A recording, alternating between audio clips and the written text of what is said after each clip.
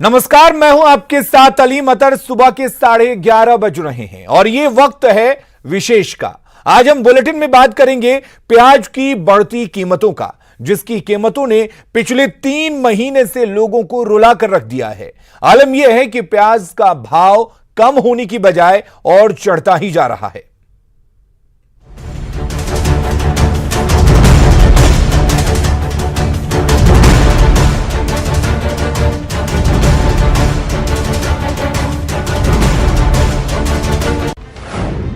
खाने के पिच पर प्याज का धमाल। अक्टूबर में अर्धशतक, नवंबर में नाबाद शतक,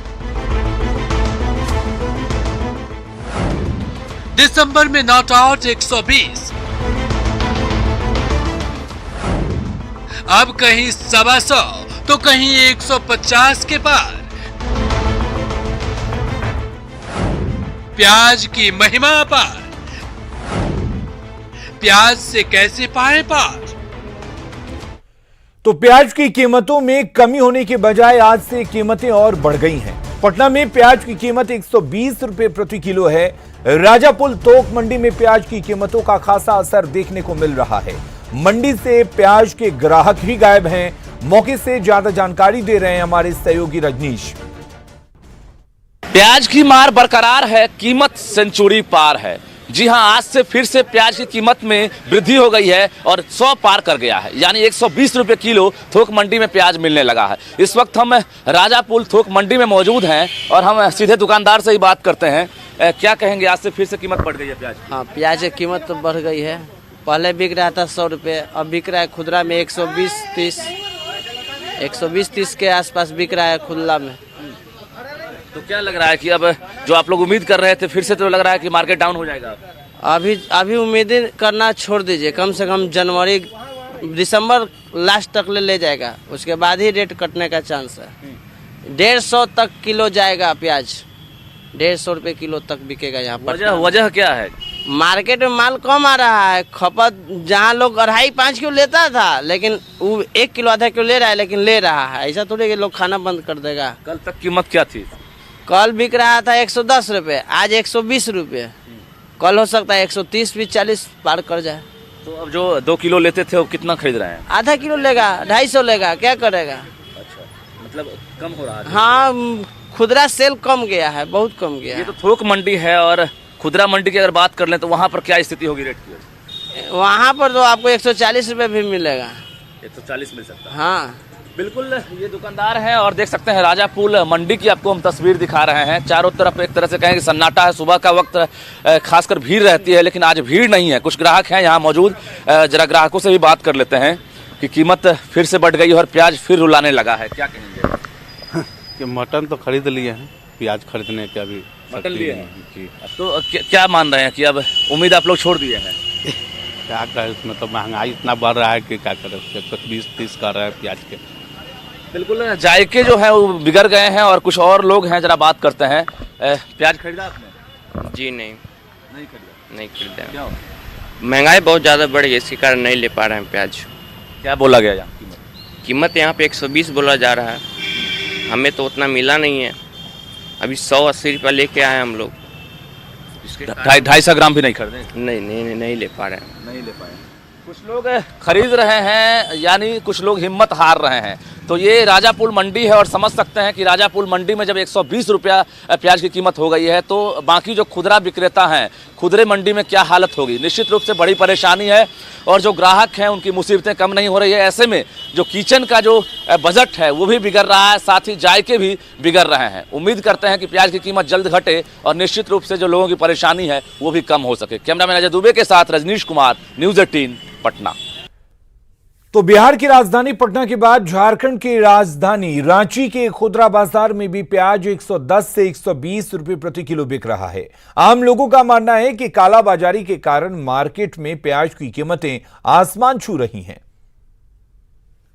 राजधानी रांची में लगातार प्याज के दामों में वृद्धि हो रही है। यदि राजधानी रांची के सब्जी मंडी की बात करें तो आज प्याज का रेट 110 से 120 रुपए प्रति किलो बिक रहा है। जिसके कारण से लोगों को खासा परेशानी का सामना करना पड़ रहा है। हम कुछ लोगों से बात करने की कोशिश करते हैं कि आपने अभी प्याज भी खरीदी है, क्या कहना चाहिए? प्याज का ऐसा हिसाब है कि हर साल हम लोग देखते हैं कि इस वक्त में प्याज का बहुत शॉर्टेज हो जाता है। इसमें सबसे बड़ी भंडारण की जो पॉलिसी है वो एकदम गलत है। समय पर प्याज को अगर बाहर नहीं निकालेंगे कोल्ड स्टोर से तो वो प्याज सड़ेगा और उसकी कीमत तो किसी को भी नहीं मिलेगी, न दुकानदार को मिलेगी और न किसी खुदरा विक्रेता को मिलेगी। तो इसलिए भंडारण की जो नीति है उसका एक नियम होना चाहिए कि प्याज का ज्यादा होल्डिंग नहीं हो और प्याज को समय से पहले स्टोर से निकाल कर बेचा जाए ताकि बाजार में भाव भी नहीं बढ़े। भाव बढ़ाने के चक्कर में प्याज को भंडारण कर लेते हैं और उसमें से आधा से ज्यादा सड़ जाता है। कल ही हमने पेपर में पढ़ा कि 54% भंडारण में प्याज सड़ गया। तो प्याज जब सड़ी जाएगा तो लोगों को क्या फायदा होगा। आपने प्याज अभी खरीदी है, हमने देखा किस रेट में? हमने 110 में खरीदा है, बाजार भाव 110 से 120 है। आम लोग ये चाहते हैं कि प्याज के दामों में जो लगातार वृद्धि हो रही है उससे निजात मिले और इसके लिए सरकार कोई पॉलिसी बनाए। सरकार की जो तत्परता हालांकि दिख तो रही है, लेकिन जो जमीनी हकीकत ये है कि यहाँ पे जो सब्जी मंडी है वहाँ 110 से 120 रुपए तक प्याज के दाम है। कैमरा पर्सन राजीव के साथ भुवन किशोर झा, न्यूज 18 रांची। और अब बात करते हैं बंद के सियासी दुकान की।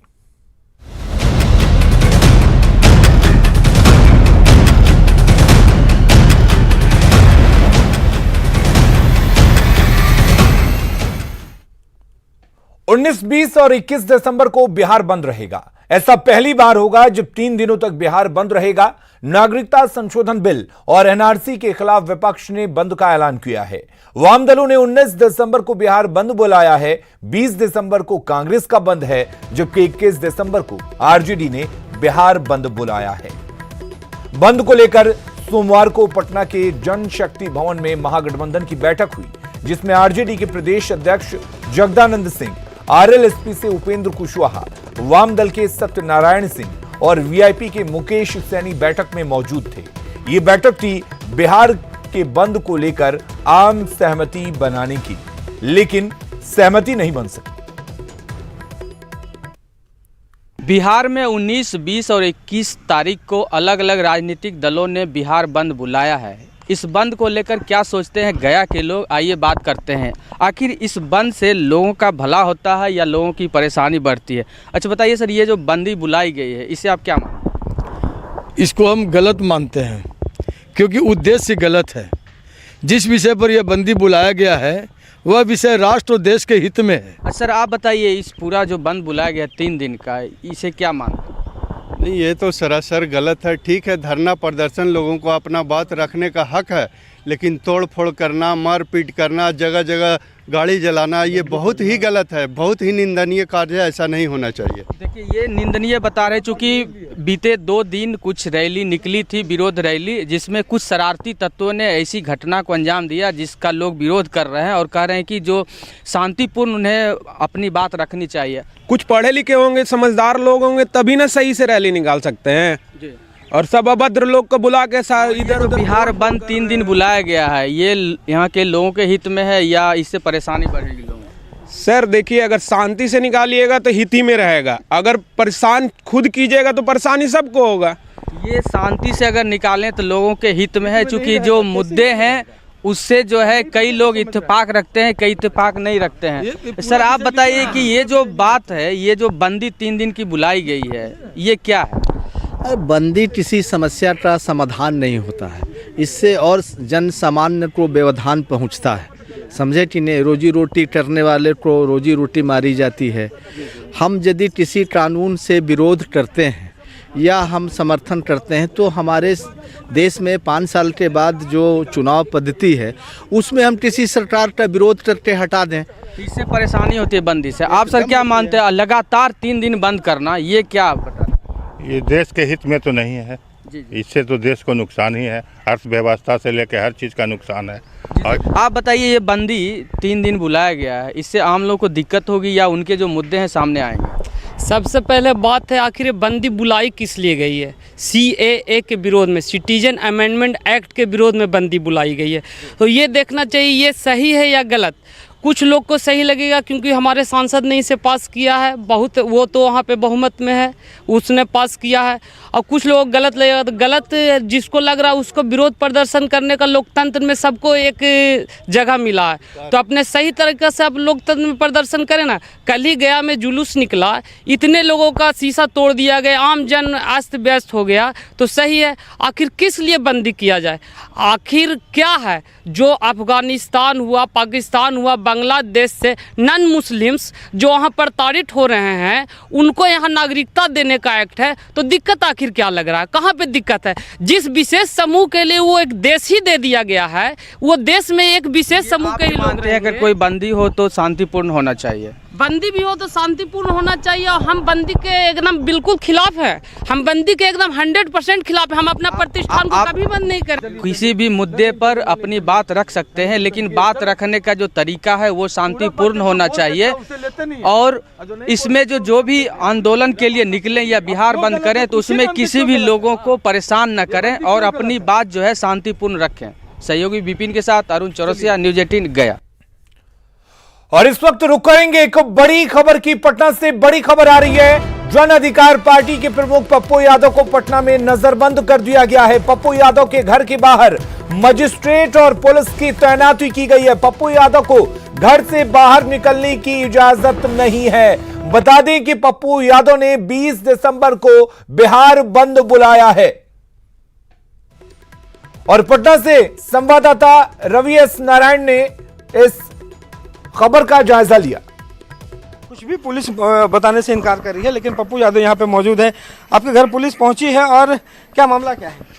नहीं, वो आने के बाद हमसे कोतवाली और उन्होंने कहा कि आज देश की स्थिति बहुत आपातकाल की है, हालात बहुत अच्छे नहीं हैं और एक एडवाइजरी भी लागू किया गया है।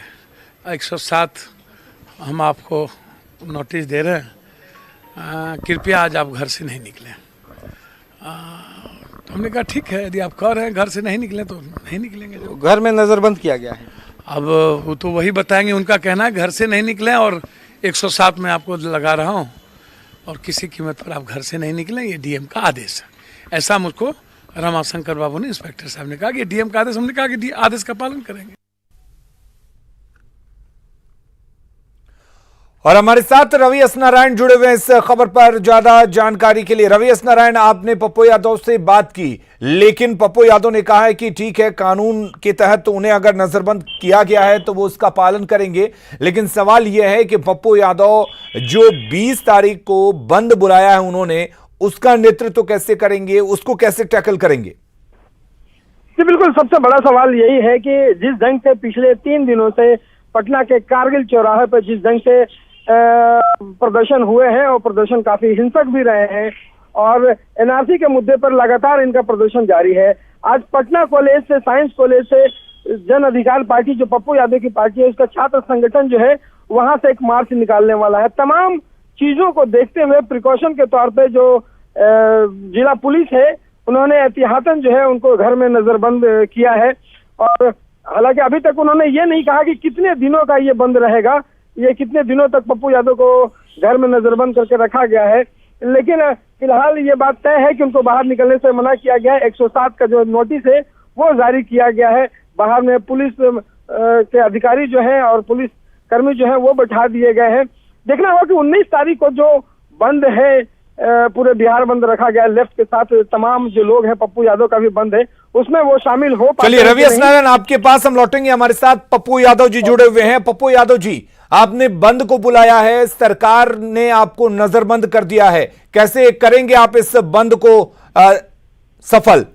सर, 19 तारीख को वामपंथ पार्टी सभी विचारधारा, एनओसीआई, एसएफआई, एआईएसएफ, जन अधिकार पार्टी, परिषद, हम सब, माघी साहब से बातचीत हुई, सभी लोगों ने, भीम आर्मी, जो आज देश के हालात हैं, इससे तो बांग्लादेश अच्छा है जो कह रहा है सूची बना करके सभी जात धर्म को भेज दीजिए आप मेरे यहाँ, मैं कोई जाति धर्म का मूल्यांकन नहीं करूंगा और सबको रखूंगा। वो तो सूची मांग रहा है। हम तो हमें जीने की आजादी, मेरे कश्मीर से भी बदतर स्थिति बिहार की हो गई है। लेकिन आपको बंद करने का क्या औचित्य है? सर ये तो आप उससे पूछिएगा। 107 हमको कह रहा है आप पर है, और पूरा थाने के इंस्पेक्टर आके कह रहे हैं कि डीएम का आदेश है कि आज आप नहीं निकलेंगे। तो हमने कहा कि हम लॉ ब्रेकर तो है नहीं, हम आदेश का पालन करेंगे। और छात्रों का, सभी छात्र विंग का प्रतिकार मार्च है। तो जामिया, AMU और नॉर्थ ईस्ट देश के बच्चों पर जो लाठी गोली चल रही है, बेटियों को आप रात में ढूंढ करके आप फायरिंग कर रहे हैं, तो आप हमको बैठा दिए। तो आप हमको बैठा दिए तो हम क्या करेंगे? यहीं बैठ गए। हमको आपने काम कर दिया तो हम लोग बैठ गए कि नजर बंद कर दीजिए तो ठीक है, या तो कहिए बिहार छोड़ दें। लेकिन पप्पू यादव आपके जो समर्थक हैं वो आपको अक्सर अपने साथ देखना चाहते हैं। कई बार देखा गया है कि आप बंद का या प्रदर्शन का, मार्च का आप खुद नेतृत्व करते दिखे। आप दिल्ली में भी गए थे और उसके बाद आपने यहां पर बंद की बात कही है, तो अब क्या होगा आगे? सर आप कह रहे हैं कि एक एडवाइजरी लागू हुआ है, तो सर उसमें पप्पू यादव भी पहले क्यों को भयगन बन गया? देश में और भी लोग आवाज दे रहे हैं। आप सबसे पहले पप्पू यादव को आपने नगर बंद कर दिया, और आप कह रहे हैं कि आप यूनिवर्सिटी नहीं जा सकते हैं, आप आवाज नहीं दे सकते हैं। तो मतलब हम अपने ही घर में, अपने ही देश में। लेकिन पप्पू यादव एक सवाल ये भी है कि बात विपक्ष की एकता की होती है। आप किसी और दिन बंद बुला रहे हैं, कांग्रेस किसी और दिन बंद बुला रही है, आरजेडी किसी और दिन बंद बुला रही है। तो आपको नहीं लगता कि लगातार 3 दिनों तक आप लोगों ने जो ये बंद बुलाया है, इससे आम लोगों को कितनी दिक्कतें होंगी? जीने ये आपको नहीं लग रहा कि पूरा देश, कश्मीर से नॉर्थ ईस्ट, पूरी इकोनॉमी समाप्त हो गई? पूरा देश आज सड़कों पर है, पूरा देश जला हुआ है, पूरा देश कैद हो गया है। तो हम लोग एक साथ वामपंथी पार्टी, जन अधिकार, कांग्रेस, NUCI और हम पार्टी, भीम आर्मी, हम लोग सब एक है। 19 तारीख को 2 दिन नहीं है। चलिए, बहुत बहुत शुक्रिया पप्पू यादव जी हमारे साथ जुड़ने के लिए और तमाम बातचीत करने के लिए। रवि एस नारायण, आपका भी बहुत बहुत शुक्रिया तमाम जानकारी देने के लिए। जमुई जिले के नक्सल प्रभावित इलाके के एक छोटे से गांव की लड़की पर्वतारोही के रूप में अपनी पहचान बना चुकी है। अंतर्राष्ट्रीय स्तर पर परचम लहराने की इच्छुक इस बेटी को दरकार है सरकारी मदद की, ताकि उसका लक्ष्य पूरा हो सके।